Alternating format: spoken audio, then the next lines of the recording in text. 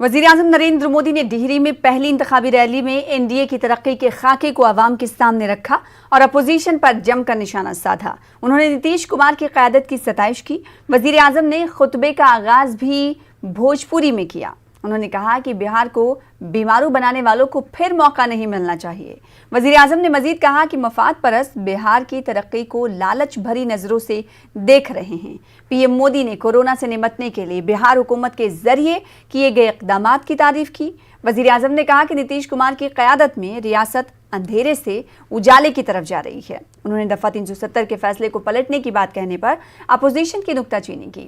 ज़राई क़वानीन के खिलाफ अपोजिशन के रवैये की भी उन्होंने मजम्मत की। लालटेन के जमाना गईल। पिछले 6 सालन में बिजली के खपत 3 गुना बढ़ गईल बाटे। भाइयों और बहनों, अंधेरे से उजाले की ओर बढ़ना इसी को कहते हैं। किसानों को बिचौलियों और दलालों से मुक्ति दिलाने का फैसला लिया तो ये बिचौलियों और दलालों के पक्ष में खुलकर मैदान में है।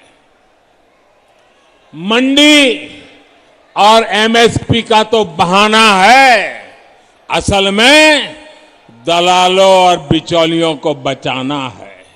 भारत को कमजोर करने की साजिश रच रहे लोगों का साथ देने से भी नहीं हिचकिचाते। आप मुझे बताइए, जम्मू कश्मीर से आर्टिकल 370 हटने का इंतजार देश बरसों से कर रहा था या नहीं? ये फैसला हमने लिया, एनडीए की सरकार ने लिया, लेकिन आज ये लोग इस फैसले को पलटने की बात कर रहे हैं। ये कह रहे हैं कि सत्ता में आए तो आर्टिकल 370 फिर लागू कर देंगे। और इनका दुस्साहस देखिए। इतना कहने के बाद भी ये लोग बिहार के लोगों से वोट मांगने की हिम्मत दिखा रहे हैं। मुझे नीतीश जी के साथ कंधे से कंधा मिलाकर काम करने के लिए सिर्फ 3-4 साल का ही मौका मिला है। बाकी तो यूपीए के साथ संघर्ष करने में बिहार का टाइम गया है। लेकिन इन 3-4 वर्षों में भी कहीं पर 3-4 गुना काम किया, कहीं पर 5 गुना तेजी से काम किया गया है।